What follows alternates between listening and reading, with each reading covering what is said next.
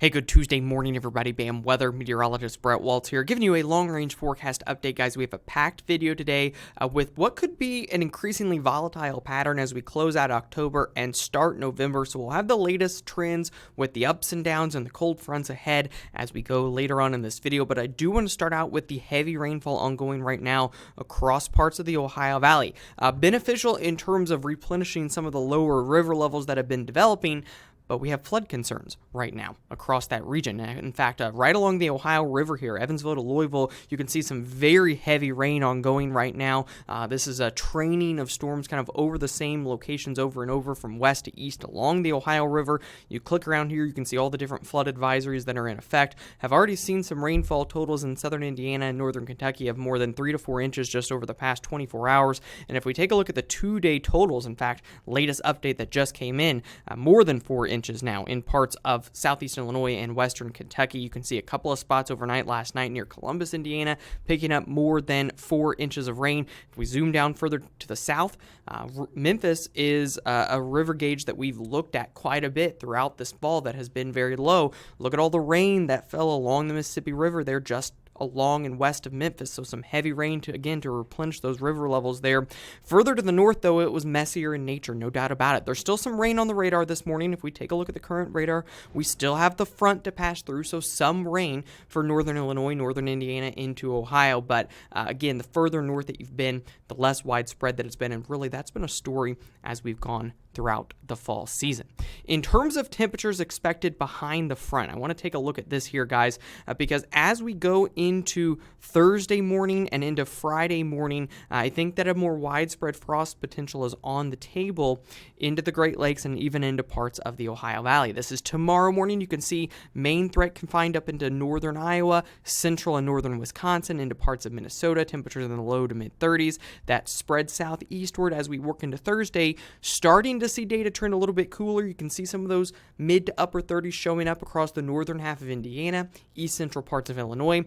And because some of these areas are not getting the heavier rain, and because the soil moisture content is so low, we're in those drought conditions, it would not shock me, especially in a patchy outlying nature, if there were frost that develops as we work into Thursday and Friday morning. If we take a look here, I would say along and north of this line in here, as we work Thursday and into Friday morning, would not be shocked to see at least some patchy frost potential. I don't necessarily think everybody sees that, but I do think it's possible with the more widespread frost and freeze potential further to the north up here across central parts of Michigan and then into the interior northeastern United States. So again, that's Thursday morning.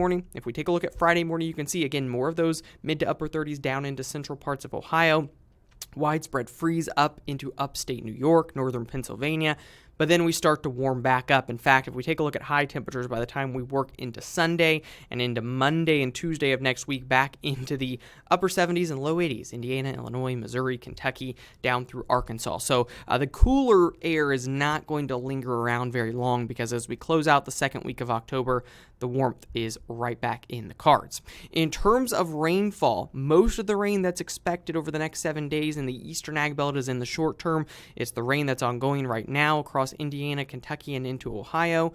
Some of that up into northern Indiana as well. Wouldn't be shocked to see some wetter trends as we start to get a little bit of some southwest flow and some moisture into the northern plains and into the Midwest as we work into early next week. Something to keep an eye on. You can see the western plains generally drier than normal and pretty dry as a whole over the next 7 days. In terms of the temperature evolution, again, we talked about the warmth is going to come back. This is not going to be an extended shot of cooler air. It will come back in the central United States first as we head into the weekend. In fact, much above normal temperatures returning Saturday, Sunday, and into Monday for the central part of the country. In fact, temperatures that are 15 degrees once again above normal across Kansas and Nebraska.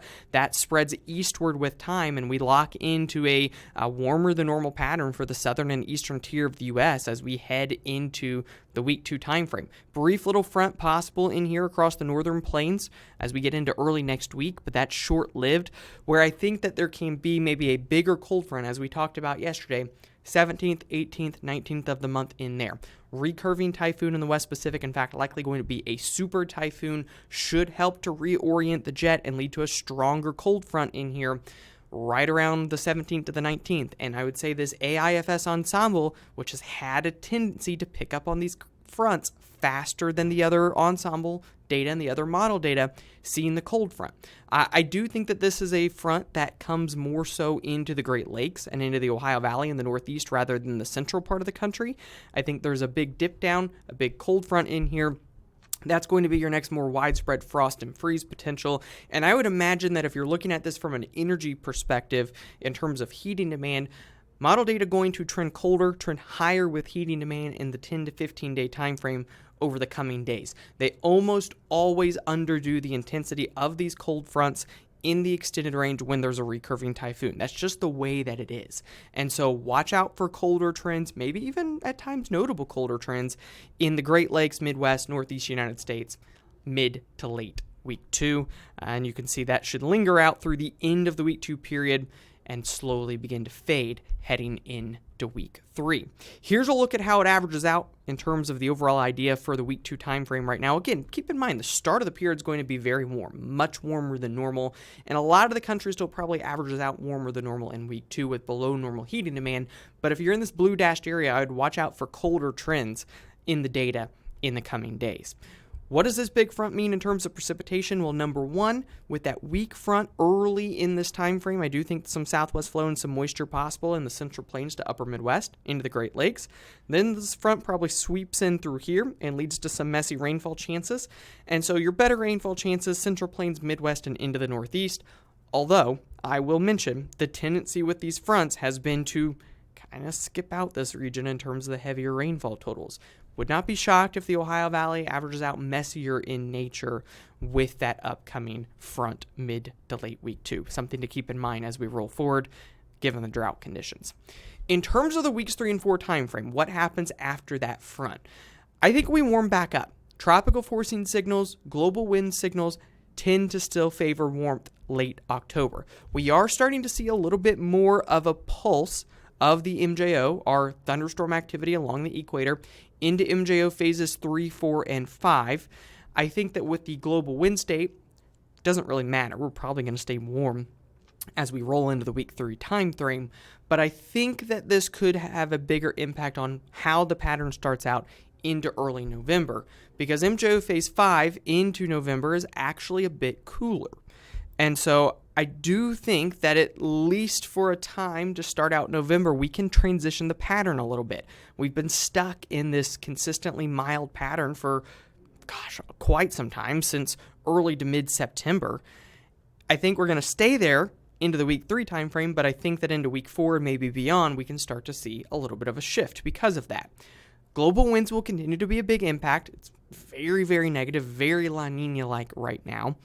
But that also shifts a little bit heading into November. We're starting to transition our seasons a little bit, and it means that these pattern drivers will have slightly different influences on the setup as we get into November. If we kind of break this down in chunks, because I think that weeks 3 and 4 can be a little bit volatile. This is late week 2. 2010 is the best match I can find right now in terms of our tropical forcing signal and the global wind and the La Nina-like background state. It's also a very close match for the week 2 time frame, and you can see that here. Late in the week 2 time frame, you can see 2010 had a pretty decent cold front across the northern and eastern part of the country. It's exactly what data is trying to indicate. In fact, the upper level pattern nearly identical in the North Atlantic, in the Pacific Northwest to 2010. As we continue to roll that year forward, what happens is we warm back up. Head into the week 3 time frame, 22nd to the 26th or so, give or take a couple of days, and more widespread warmer than normal conditions return to the forecast, maybe some cooler air in the western third of the country. And so this year in 2010 in lockstep with what the current guidance would indicate. And again, that's supported by our global wind state ahead. Where things start to get interesting is the North Pacific would indicate a big cold front, a big storm system leading up to Halloween, somewhere between the 27th and the 31st of the month, give or take a day or so. I think right now our targeted storm date is the 27th to 29th. It's going to be somewhere in this time frame. With that, a couple of things going to happen. I think the end of October ends on a slightly cooler note and a stormier note. Would not shock me to see a big storm system in here right before Halloween that can lead to the very end of the month being cooler, pesky rain shower type of deal as we close out October and head towards Halloween. It's exactly what 2010 did. It put this low pressure system right in the Great Lakes. It led to some rainfall. It led to a cooler end to October, which I don't disagree with. Again, there's support for that idea here in the North Pacific. And so one more big warm-up, I think, on the way before this stronger storm system can start to create a pattern change. And we see more of that into the start of November. If we take a look at the weak global winds combined with MJO Phase 5, which we should be in by early November, it favors cooler than normal temperatures here in the eastern half of the country with the warmer than normal temperatures west. That is exactly what happened in 2010. And so it's going to be an up and down weeks 3 and 4 time frame, but I think it's leading to this in terms of how the month of November is going to start on a bit of a cooler note, probably higher demand, maybe even some early season snow chances is not 100% off the table. I'd be keeping a very close eye on this time frame.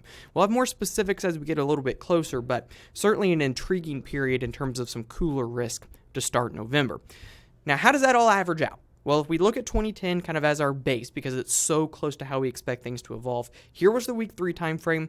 It averaged out much warmer than normal for the eastern half of the country. I have no reason to disagree with that. In fact, the model data is nearly identical to that idea. Week 3 probably going to average out ahead of that big storm system, much warmer than normal for the eastern half of the country.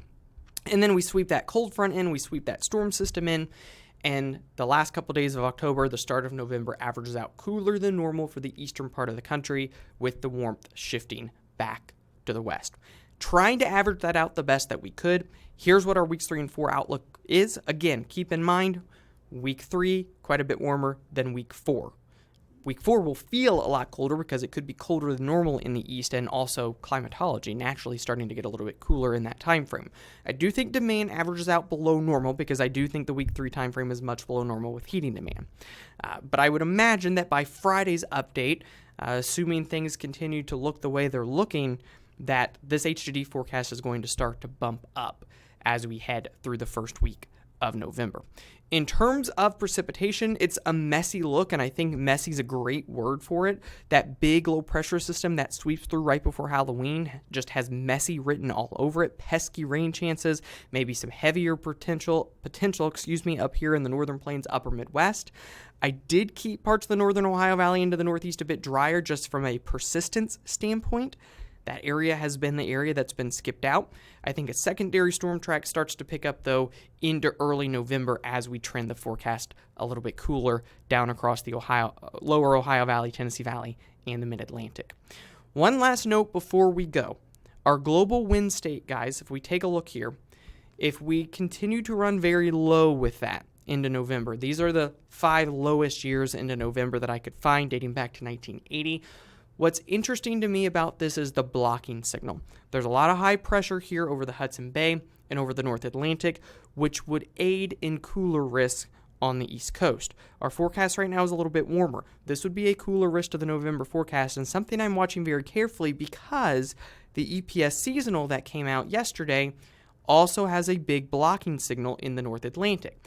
I think that if there's a risk right now with the November forecast, it's certainly on the cooler side, maybe shifting that warmth a little bit further to the west than what our current forecast is. We'll likely have an update on that later this week as we continue to monitor these trends. Guys, that's all I have for today's forecast. If you have questions, don't hesitate to reach out. Have a great rest of your day.